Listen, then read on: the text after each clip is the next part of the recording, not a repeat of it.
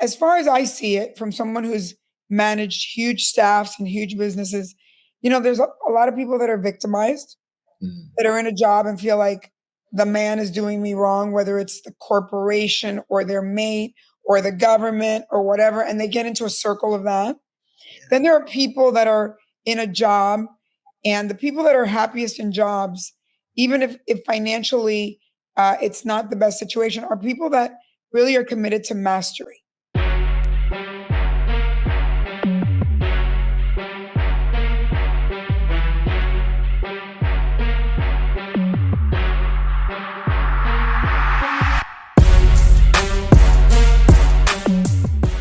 Welcome to another episode of... you love it.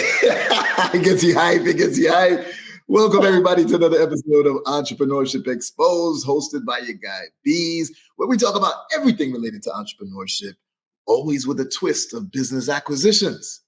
And today I'm joined by a very, very, very special guest. When I met her, it was like, wow, she's awesome. And we just connected so well. And, she's done some amazing things. Right. And we weren't sure what would be the best topic for this episode because we got so much that we could talk about. But ultimately, we believe that financial literacy in minority communities is definitely worth talking about. Definitely something that we want to focus on. And I think we both can contribute to that conversation a lot. So welcome, everybody. Oh, she's coughing. I hope you're okay. I was coughing. Sorry. Welcome to our special guest today, Miss Nely Galan. Nely, how are you? Oh my God, so happy to be here with you, Beez. We met a few months ago at an incredible conference. Yes. We really bonded, and it was just beautiful to see an African-American man with a Latina wife. I'm Latina, and see our journeys that have been so beautiful and so difficult, but beautiful. And to see that we got to the other side and other people can too. Definitely. So, there's so much for us to talk about. And I love this topic, especially because I heard and felt the passion that you had for it when you were speaking at the event that we met at. And, that's been my whole mission as well. It's like, I when I was growing up trying to find out information because I didn't have the right people in front of me to show me anything. And I wish the information that I know now, I wish I knew it when I was a teenager, right? So I believe this is going to be a very powerful conversation. But before we even get into that, introduce yourself. Tell the people more about who you are and how you got to where you are today. So I'm Nely Galan, and I'll tell you what I've done a little bit so and then I'll tell you how I got there. I was the first Latina and pretty much the only Latina to be the president of a TV network. I ran Telemundo. And I was employee one. I started as a TV station manager, and a lot to get to being a station manager. So that was my first big job, but I had other jobs. And then I learned how to run TV networks.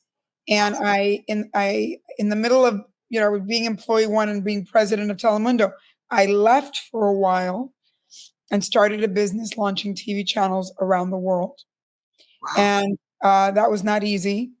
I didn't make money for many, many years. I'll tell you all about it. But eventually I came back to Telemundo and I ended up running the network and selling it to NBC. And then after that, I became, I would say Latina Tyler Perry is the best way to describe it. I've made about 750 shows in English and Spanish. The very big reality hit show, The Swan, among many others. Wow. And then once I had cashed out of a couple of businesses that were sold, I went back to school because I had never finished school, and I got a master's and doctorate in clinical psychology, so I can be your therapist, Beez. Let's go! I need one. And I wrote a book that you see behind me called Self-Made: Becoming Empowered, Self-Reliant, and Rich in Every Way, about the psychology of money in minority communities, because I feel like I'm very blessed because in my trajectory running a network, I encountered and worked with and for and partnered with 8 billionaires. And I don't think that I would be me or know what I know. I certainly didn't know it in school because I didn't even finish going to college till much later.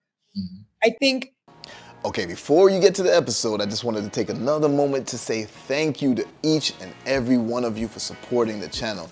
Entrepreneurship Exposed is starting to grow like crazy, and it's all thanks to you guys.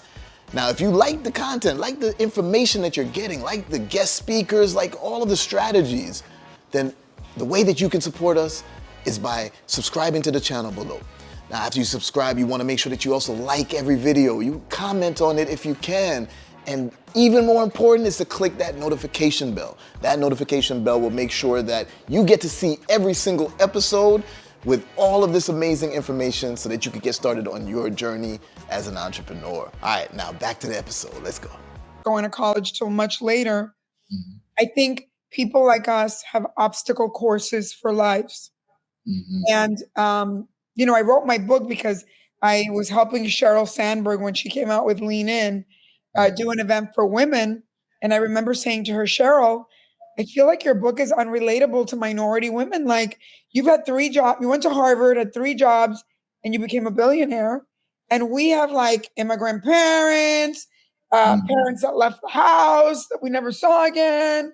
We have like, parents that we have to support. I mean, we have so many problems that there's so many obstacles that for us to even make it is like climbing Mount Kilimanjaro. Yes, it is. So I felt like I want to tell the story of what it is to be a minority and become self-made, and that it is doable. It's hard, but it's doable. And it begins with your mindset. Because if you don't think you can do it, if you have a limiting belief, so it is a psychology exercise. You have to really go into contrary action of every single thing you were taught. Yes. So you know what? I'm going to challenge you a little bit, right? Because I love your book. I love everything that you're speaking about, how you articulate it. But I've always said that no one is self-made, right? So it's a little contradictory. No, I want to talk about that. I want to talk about that because I wrote the name self-made maybe with a different intention than you just said, because I agree. First of all, I'm a God-loving woman, so I believe in God, and it is a team. Yeah. But I think what I meant by self-made, it was a play on words for me, is that I feel like to make it to the end of your life and be successful, you're going to have to make yourself over and over and over again. There we go. And it is about pivoting a lot. It is about being flexible a lot. It is about when things go wrong, when your business fails, which you are going to have more failures than successes, you just get right back on the horse. Yes. Because it is about staying in the game. It is. 100%. The closest thing I could pivot slightly in terms of, if somebody questioned the self-made part, I would say like self-driven, right? It's like, it's too often we're waiting for someone else to do something for us, or we're waiting for someone else to show us the way.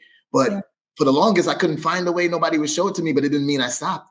I was still self-driven that I'm going to make this happen one way or another. It took longer than I would have liked it to take. It doesn't matter. It always takes longer a little bit. Yeah. Always does. But, we forget. I think you and I talked about this. I just went on this trip around the world and I had an epiphany because I realized that the rest of the world operates very slowly. Yeah. And we're like on a speed train in the United States and we don't even realize we're going faster than everyone else in the world. And as a result, we think things should happen fast. And it's kind of like, a ricochet because you're going and going and going and going because we all spend so much time on that American dream and that success. And yet things in the universe take time. Take time. And maybe that is a symptom of minority communities and the struggles that we are presented with, because a lot of times people come to me and they're like, all right, I want to buy a business, but can I do it in like 2 weeks? No, you can't do it in 2 weeks. What are you talking about? Like, why do you even have that expectation? But we've had so many challenges in life and we're broke for, many people. And it's like, I just need the money now. I need this quick fix, quick money. And a lot of times in the minority communities, we go down the wrong path where I like to say, there's a saying where people say, oh, I got this play, you could run a play. And I don't like that word because it implies quick money, which could be gone even quicker. I like sustainable strategies that aren't going anywhere. But I understand the suffering that I've gone through, where it's like, but I need money now. How do I get money right now? What would you say to the communities that are like, I don't have the patience for the long-term strategies. How can I make some money now? What would your thoughts be on Well, I feel for us because I remember feeling when I was young and I was an intern that I couldn't afford to be an intern. And like rich kids could afford to be an intern. And I always felt like that wasn't fair.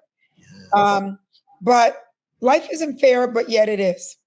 I mean, in today's world, minorities are the number one customers in America. And so, everything in life is timing. And yes, when I was a young girl and I was an intern, I had to have 3 jobs to pay for my internship, while I felt like the white girls that were at 17 magazine where I was interning, like they lived really well and the parents were covering their bet. But the fact of the matter is that now, so many years later, all those girls have come back to me and they're like, well, we can't do what you did because we're not a Latina. And I'm thinking to myself, you're kind of right. Because the world has changed. Okay. And I think we also have to stop telling ourselves the narrative that we can't make money, because now we really can. Because what you just have to have the right information, the right plan, and the right execution. And that part isn't fast. But timing is on our side, because if we unite, African Americans and Latinos, we are the biggest block in the country of buyers. So literally every corporation is beholden to us. The Cokes of the world, the Walmarts of the world, the Targets of the world. Without us, there are no sales. So, and there are no children being born. I mean, white people are not having kids. Oh, wow. So I don't think we realize that like the die has been cast. The kids have already been born. And we are in a place of privilege. We are just still in an old mindset. Yes. We're thinking like 1992 and it's now 2024. And the whole setup is in our favor. We just don't have the right information. Ooh, yes. Even if we have access to the right information, we're still programmed in a way that, well, that's not information for us. It's not stuff that I could do, right? It's like, we'll hear things and then they say, oh, that's for rich people. I can't do that. Like, no, what are you talking about? We could jump into anything, right? But the other aspect of that is we have the information, but we don't have action. People don't take action. People will often complain about what's being done to them rather than, hey, how do I get to this next level? How do I come out of my situation, right? So people like yourself and me who are, preaching and showing, leading by example, we have to be more in the spotlight. I don't like being in the spotlight, to be honest, but I'm doing it because I want to inspire people to do more, right? And to feel like to be fair, Beez, like you and I are both entrepreneurs. Not everybody's an entrepreneur. Yeah, and I think we should talk about that, because as far as I see it, from someone who's managed huge staffs and huge businesses, there's a lot of people that are victimized, that are in a job and feel like the man is doing me wrong, whether it's the corporation or their mate or the government or whatever, and they get into a circle of that. Then there are people that are in a job, and the people that are happiest in jobs, even if financially it's not the best situation, are people that really are committed to mastery. There are a lot of people that are just really great at what they do, and they don't really want to be us. And I think that's okay too.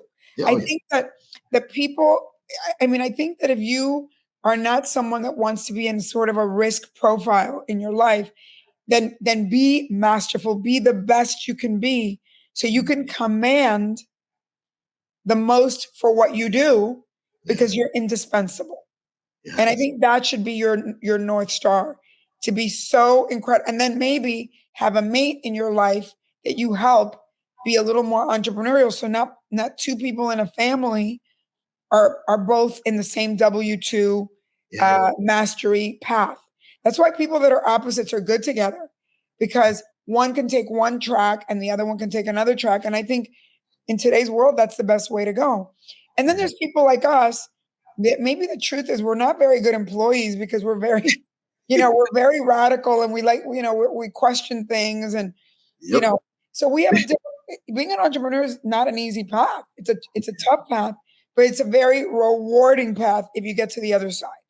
You're 100% right. And I love that you brought that up because a lot of times people are focused on, yeah, you should be an entrepreneur. It's the best way, blah, blah, blah, blah. But you're right. It's not for everybody. The only thing that from a financial literacy perspective, especially in the minority communities, the only thing that I advocate is that if you love your 9 to 5 and that's your career and you've chosen it and you're passionate about it, cool.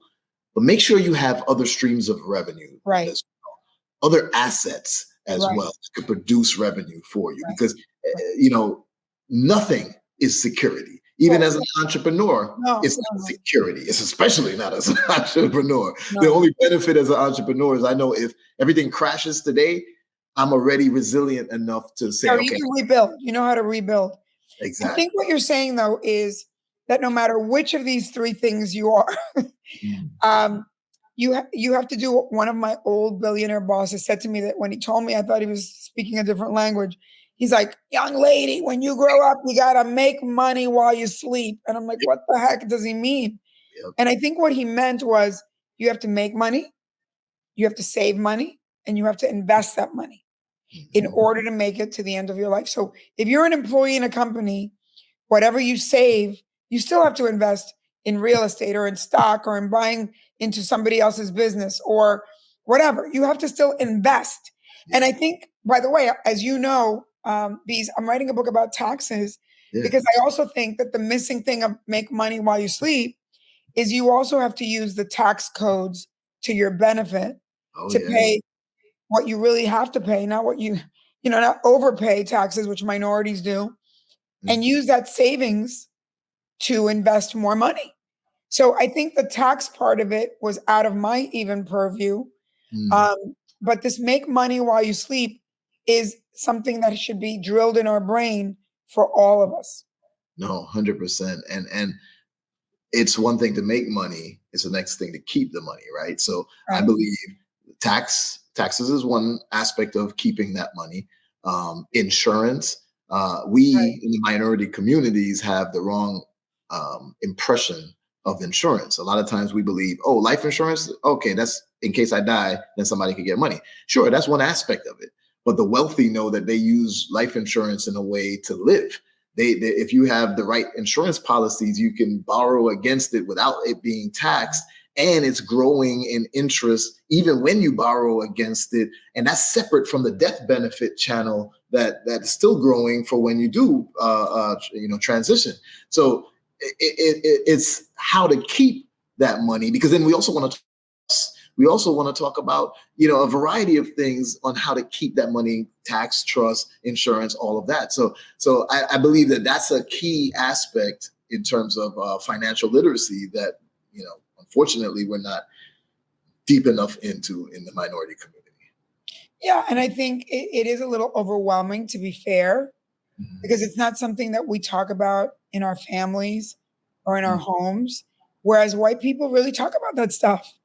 Like we have to have an estate plan, we have to have this, we have to have that, because they have generational financial literacy. And, I can speak for Latinos that were immigrants, and so many of us left, communist regimes or whatever, and our parents lost all their money. And now they come to America and they put their money in, under the bed. They don't even put the money in the bank because they're afraid if somebody's like, it already was taken away from us once before.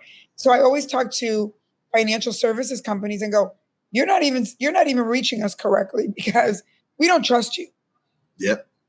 So that's something nobody talks about. It's not even financial literacy. It's even getting through the trust boundary of going to these white institutions that we don't trust. You're right. 100%. All right. So what would you say? Now, first of all, actually, let's take it back. One of my favorite books that really helped me to get a strong understanding of financial literacy from a foundational perspective, this book was called Richest Man in Babylon. Have you ever read that book? No. Oh, wow. You're giving me a new one. to read. I think you were going to say Rich Dad, Poor Dad, which is mine. No. Rich Dad, Poor Dad helps you take it to another level. Another level, yeah. But that foundation of financial literacy, just the concepts of, okay, there's a difference between saving and investing, right? There's also a need for saving for emergency funds and such. But once you get that, then you should be looking at investing in order to have the money working for you. It's Right. There's a clear understanding of the difference between an asset and a liability, right? And we mix that up often, because I'm gonna tell you something right now that I don't know, many people don't know this. One of the biggest assets that people believe is an asset is owning their own home. Yeah. However, if you look at the clear definition of asset versus liability, owning your own home that you live in It's a mistake. is really an asset. It's a liability. It takes money from you. Yes, you're concerned about the appreciation over time, but that's minimal compared to how much money you're putting in as well. With real estate, when you own property that's being rented out and it's cash flowing for you. So just that one little mindset shift changes everything. Well, right? I always say, if I had to do my life over again, I would not buy a house. I would buy more commercial buildings. And I'm lucky that I did buy a lot of commercial buildings, because one of my bosses said to me, when you grow up, buy real estate, but don't buy residential for you, because you're a nice girl, and if people can't pay, you won't charge them. And if you buy commercial, it's corporations. Now, by the way, all that went out the window when I was living in California during the pandemic, and the governor of California told everybody not to pay, and rich corporations stopped paying me. So, we also forget that anything can and will happen. So, and that's why the other thing that we have to always have is, minorities can't over leverage themselves, because we're too scared to lose everything. So we always have to have like money for a rainy day in case like the worst case thing could happen. Yeah. And for me, it did happen in California in 2020. And thank God I had the money to carry those buildings until they paid me back 2 years later. Wow. 2 whole years. But yeah.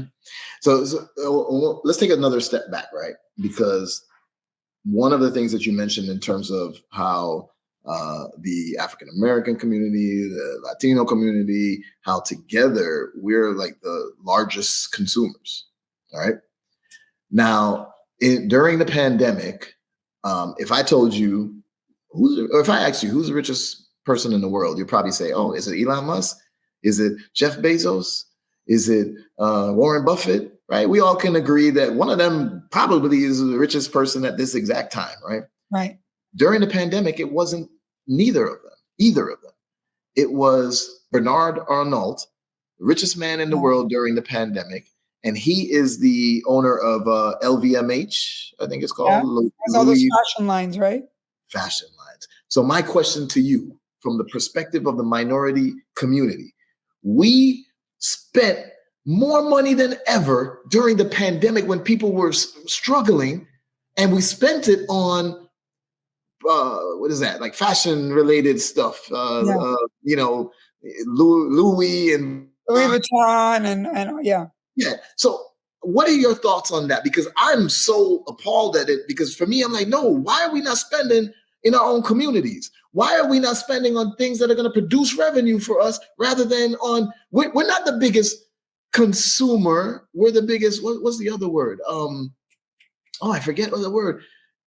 We're the biggest buyers, but for things that are consumable rather than for things that can add to our wealth, which is insane. Well, I think we're used to, that's a psychology thing, Beez. That's like wanting to make yourself happy short term.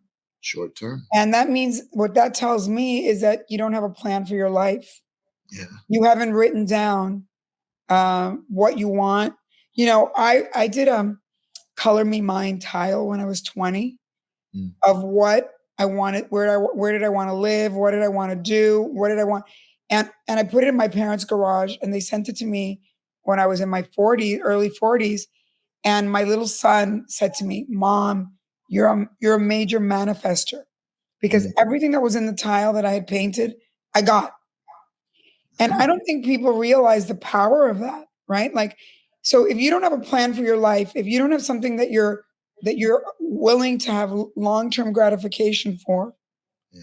then you're going to spend your money on lipstick and a dress and a pair of shoes, all things that are worth nothing the minute you buy them. Yeah. And then you're going to have to sell them on eBay for nothing.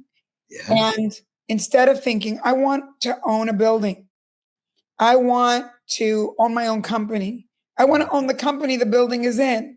Mm. I mean, I want to own the building that the company's in. Said it wrong. You know, you have to have big dreams and big ideas in order to sacrifice short term. And I think sometimes in our communities, we think sacrificing is suffering, and it's not. It's not. Sacrificing is getting on the path of a much bigger high. Yes. Comes with freedom. Yes. Because when you have money and you have passive income, as I do, and you have already made money, and it doesn't mean you don't want to keep making money, but you know that the money that you need to cover your nut is done, man, you sleep well at night and you have a lot of freedom to choose. So just to give you guys an idea, when I was younger and I was on the path and I was making TV shows and I had 75 employees, 100 employees, and then, you know, running a network, thousands of employees, you have to take on a lot of things that you don't really want to do just to pay for everything and everybody. And when you finally have enough money where you have enough money to cover, you know, your expenses, you have the freedom to choose. What are the things you really want to do? And honestly, that does make you very happy. Yep. It's not about the money. It's about using it as a tool to get that freedom to choose what you want to do and such. So I agree. Okay, so here's the thing. I like to be as practical as possible with people, right? We don't want to be too professorial and just, you know, theoretical. So I want to let's go back and forth. I'll start and you throw out something that's financial literacy related that minority communities need to start doing, right? And we'll just do it back and forth a couple of times so that we're giving practical advice. Like these are some of the things that you should focus on, right? Now, of course, most people would probably think my first thing is going to say, buy a business. And I do agree with that, right? Instead of starting one from scratch, you should buy one. But what I'm going to say for my first one is whatever we are spending our money on, also buy stock in those companies. Then, if you believe in that company so much, don't just spend your money on the products or services that they provide, but buy stock in it so that you own a piece of it as well. Well, I love that. And I love the idea of owning. I would say my number one piece of advice would be, while you work for other people, don't just leave and become an entrepreneur. Start a side hustle. And my favorite side hustle would be obviously Uber or Lyft, because you already have a car. And you know, I love when I see people that have day jobs and they pick me up and they say, you know, I'm doing this because I want to save for X, Y, and Z.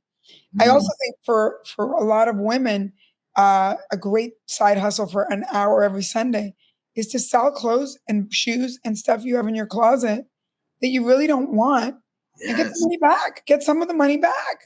Yes. Because we get sick of wearing things and we're not going to wear the same thing over and over again. And it's a great training ground. You know, Amazon, eBay, all these sites are a great training ground for a side hustle and being a business person. There we go. I like that. Okay. All right. So let me see. What's mine? The next one was going to say, it's actually simple. I'm going to say that make your money work for you. Right. So if you're going to be, and I guess it's related to the first one, right? That's why we're buying stock in those companies that we're also buying the products from. But my point is delayed gratification.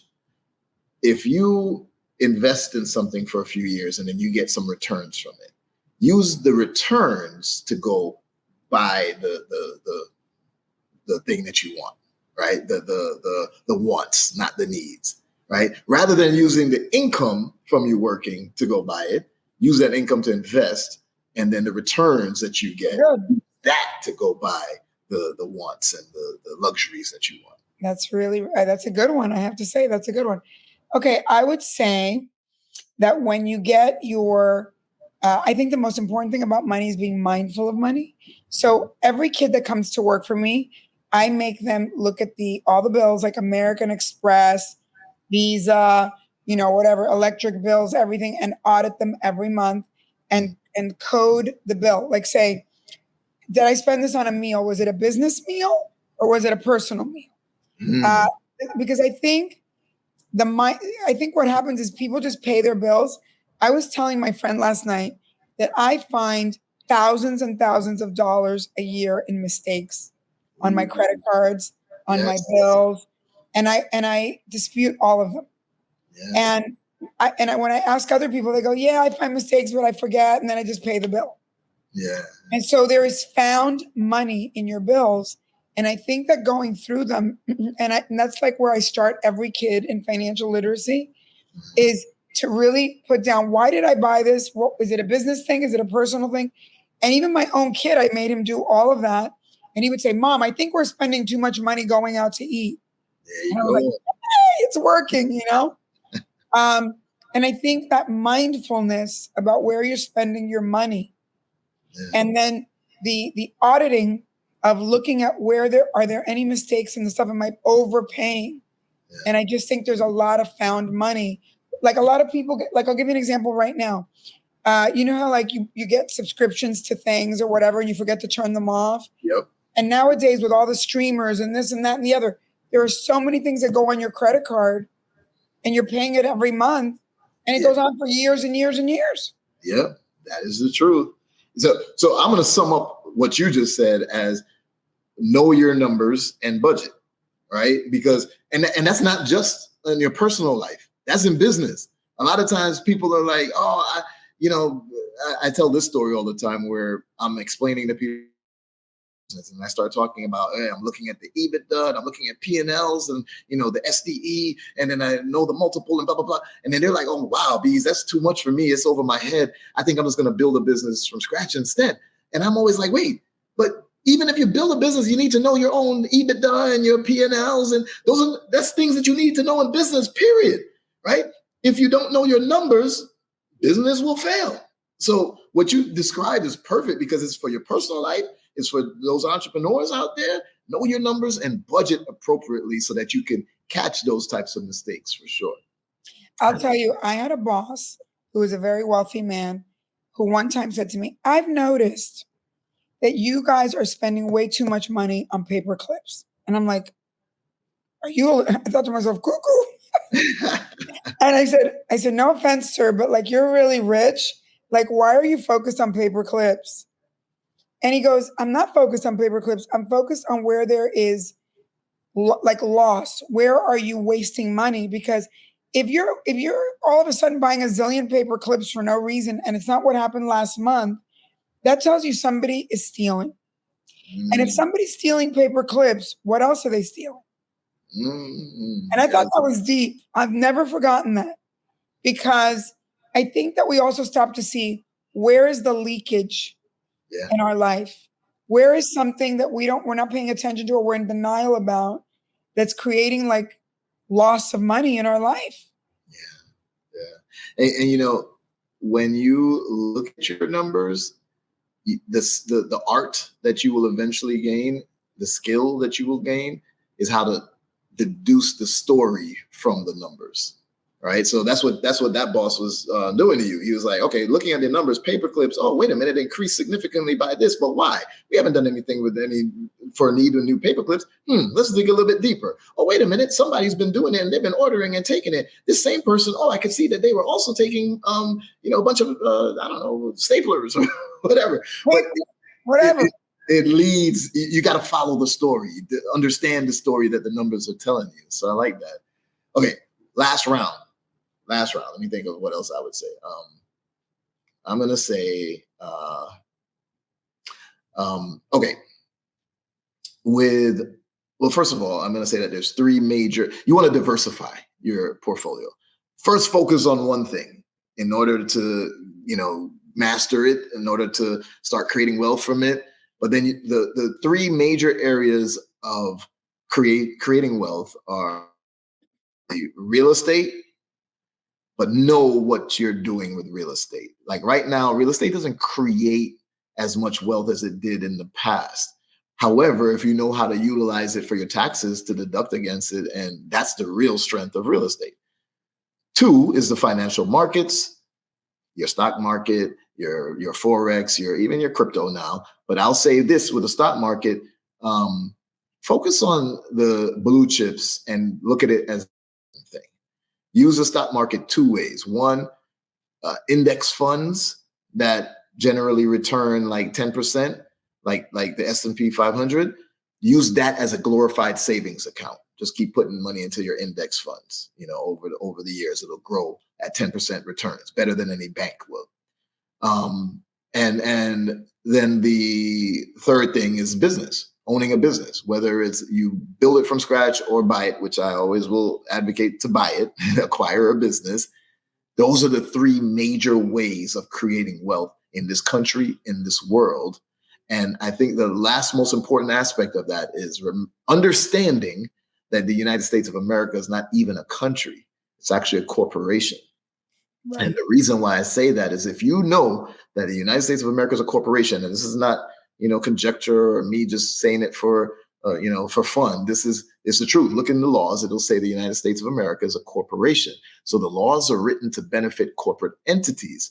So we need to learn those laws. And a lot of times we just avoid them. Yeah, I don't want to read that.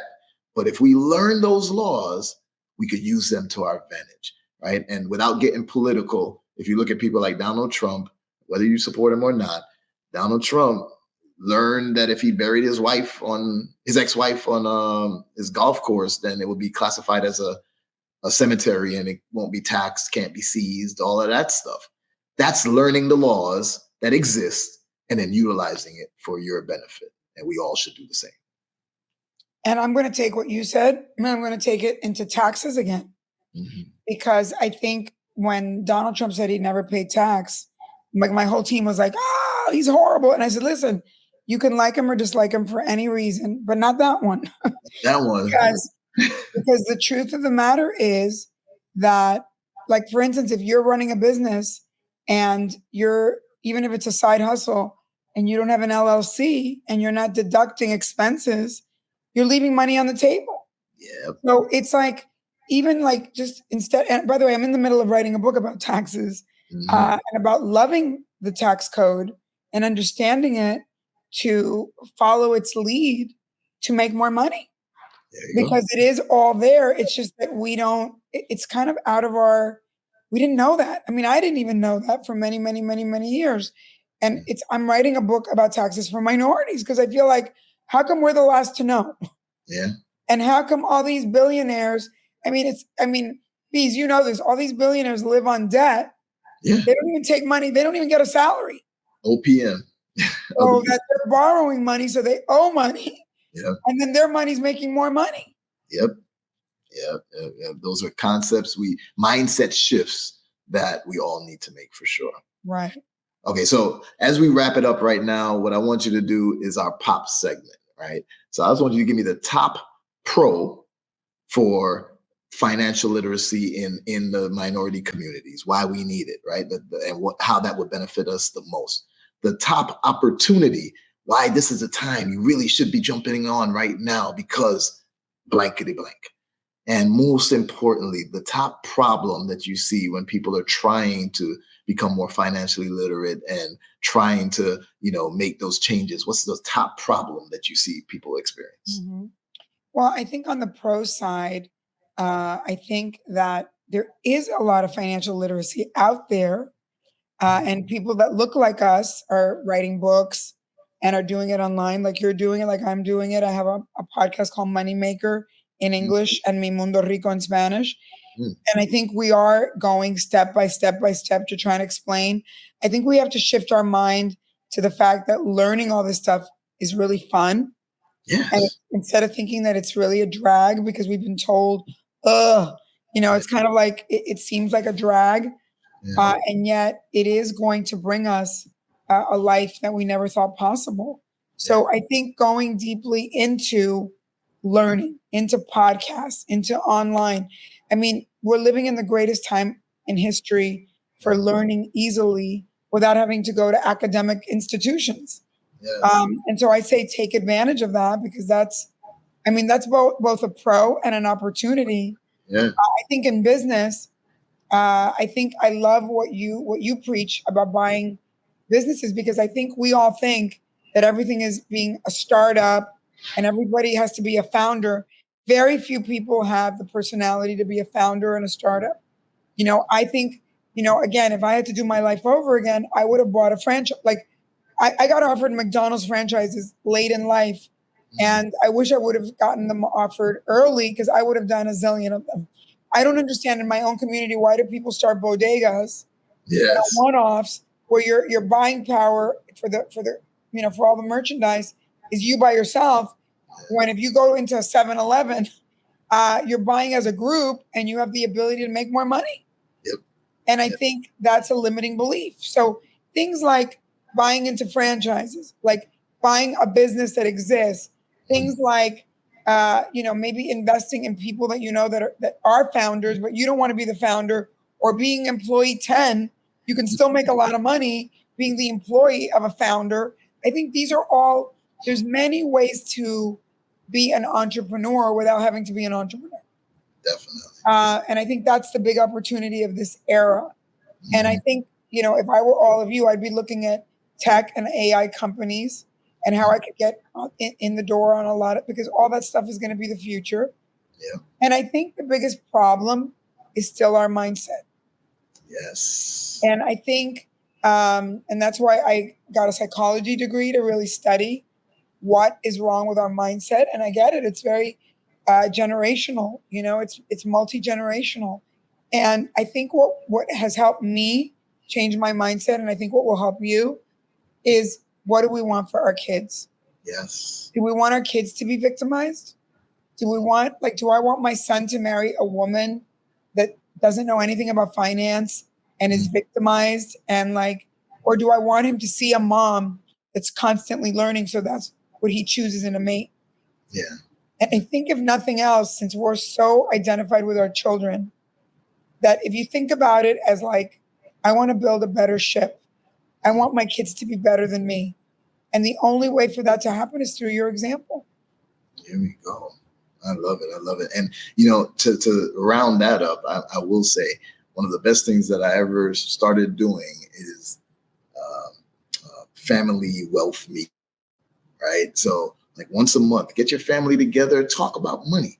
Even if you are not an expert in it right now, you keep researching and getting more insight, following the right podcasts, reading the right books, getting the right mentors, and then bring that back to your family. Talk about money so that everyone understands how wealth can be created and kept generationally. Well, I'll share with you how I did it with my kid. I would go, let's say we went bowling. I'd say, Lucas, what do you think this bowling alley makes a day? Let's do the math. How much are we paying? How many people are sitting with us? How many hours does it take for us to bowl? So how many times do people come in? And we would do simple math. It was it became like a game.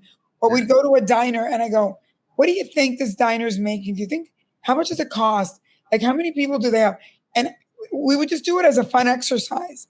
And it started both our financial literacy to start thinking, what's a good business? And my son would say, bowling alley's better. It's open all night. How many, it's never closed.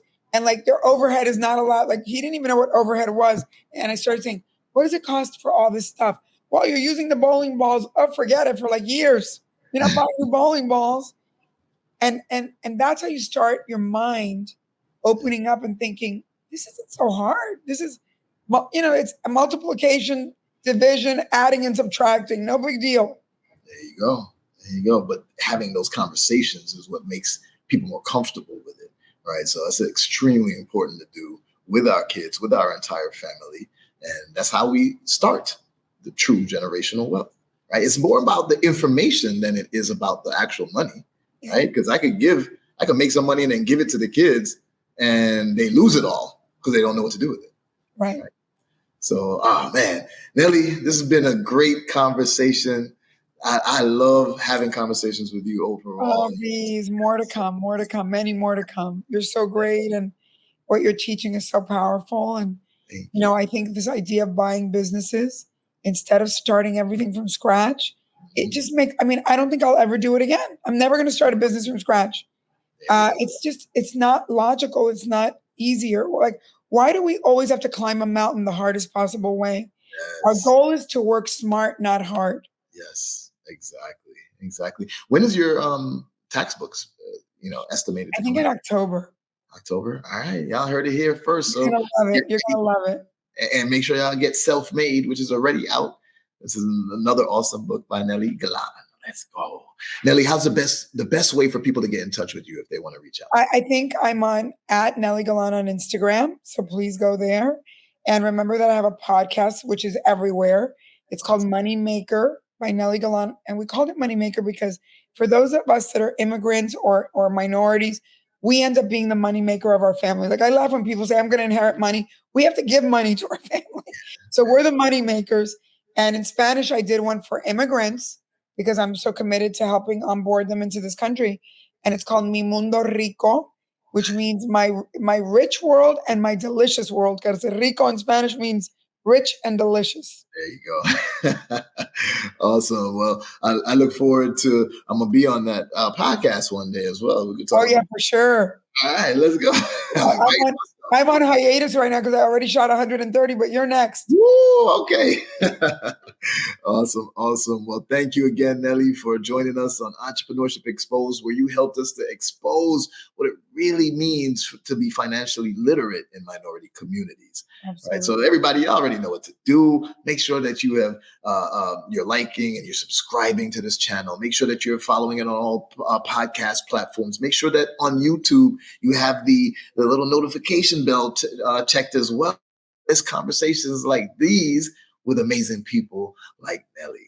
All right, Nely, thank you again. Please, love you. Love you Hi to too. Leslie. Tell her I have to go work out with her soon. For sure, she would love it. Soon. And love you guys. You're amazing. And just so proud to be your friend. Thank you so much. Same here. All right, everybody. See y'all on the next episode of Entrepreneurship Exposed.